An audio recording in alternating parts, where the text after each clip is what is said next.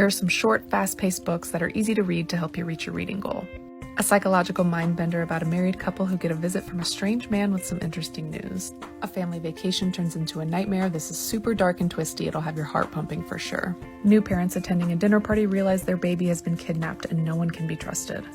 A woman is hired as a maid for a very wealthy couple and everything spirals out of control. An epidemic where people randomly fall into a dream-filled sleep and no one can wake them. 5 creepy short stories including a cat POV, supernatural monsters, and so much more. Order of quarters, no boundary boredom, the boundary and boredom. I can do it, no drinking eyes never open. I'll say somebody will die, and I hate hoping. Wishing that the pills let you cry, and I hate hoping. Someday I will go back outside and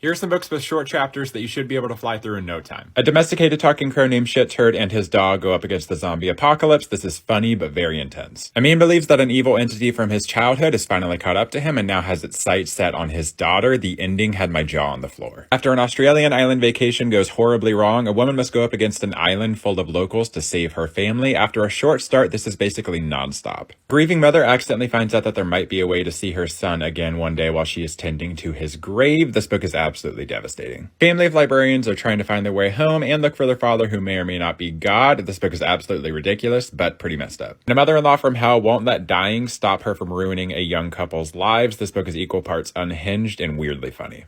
So let's talk short books today. I've rounded up a few of my favourites. I think a good short book read in 1 or 2 sittings can be one of the most wonderful things, but they are a hard thing to do well. So starting with The Man Who Saw Everything by Deborah Levy, who is a truly fantastic author, but this is a challenging and thought-provoking little book about history and time. Next up, Colson Whitehead's The Nickel Boys, which is a heart-wrenching and dark look at a reform school for young offenders during the 20th century and is written by a contemporary master of the sentence. Pew is a strange little masterpiece about how a sleepy American town reacts to the appearance of the title character, who has no discernible race, gender, or even age. No, I won't stop talking about Susanna Clarke's Piranesi, which is a showcase of what you can do with speculative fiction in a short number of pages. Best not to know too much about this one before you start it, but it is a really rich, warm novel. Train Dreams is a gorgeous bit of writing about a labourer living in the States in the early part of the 20th century. It's about what makes up a life, the good and the bad. Mantell's The Giant O'Brien will have you immersed in 1780s London. This novel is based on the real-life story of Charles Byrne, an unusually tall man and the prominent surgeon who is after his skeleton. Finally, Jamaica Kincaid's Lucy. Please forgive me this horrible sticker on the front, but it's about a Caribbean woman who goes to work as an au pair in America, and few write womanhood quite like Kincaid. If you don't have much spare time on your hands but you still want to read, here are some recommendations for you. If you prefer literary fiction, you should read The End We Start From by Megan Hunter, which is about London flooding, just as a mother is about to give birth to her firstborn child, and it's about the complexities of motherhood in a time of crisis. You should also read Assembly by Natasha Brown, which is about a black British woman and her journey with race, illness, class, love, freedom. You should also read A Loving Faithful Animal by Josephine Rowe, which is set in Australia and about the love and toxicity within a family and how it binds them together, and the catalyst is the mysterious death of their family dog. If you prefer horror, you should read And Then I Woke Up by Malcolm Devlin, where there is a very unusual plague in the world, and for those who are affected, the disease affects the way they perceive reality. You should also read Sour Candy by Keelan Patrick Burke, which is about a man and his son. However, until a few weeks ago, at a chance encounter in a grocery store, this man had never seen his child before in his life. If you like short story collections, you should read How to Pronounce Knife, which is centred around the day-to-day lives of immigrants and refugees and the pursuit of just finding a place to belong. You should also read 7 Empty Houses by Taman Schweblin, where all the stories are strange, unusual, and will definitely get under your skin. If you like thrillers, you should read People Like Them by Samira Sadira. This is loosely based around a true story where a married couple are living a very peaceful life in a remote French village until a new family of outsiders move in and everything changes for the worse.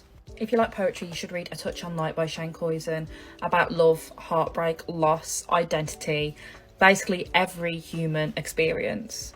These are 5 short story books that I always recommend. First is Jen Campbell's The Beginning of the World in the Middle of the Night. I like to think of it as bedtime stories for adults, but they're quite whimsical and sometimes a little sinister. My favourites include Animals, Jacob, and The Beginning of the World in the Middle of the Night. If you're an Edgar Allan Poe fan, these are 13 of his stories and poems retold. The Pit and the Pendulum with a serial killer, The Cask of Amontillado set in Carnival, the most beautiful retelling of Annabel Lee, the same haunting tales but in a new way, plus the last half of the book is the original works, so you still have them in the collection.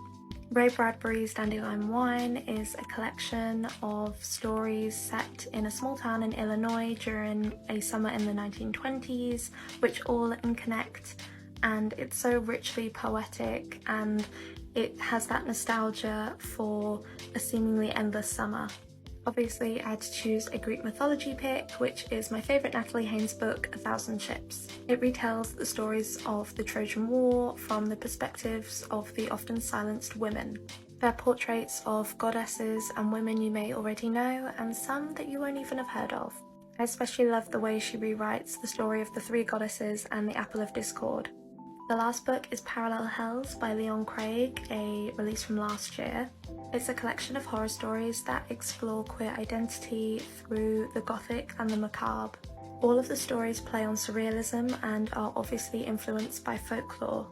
I think my favourites are Raw Pork and Opium and Lick the Dust. If you have a short story anthology book that you love, let me know in the comments.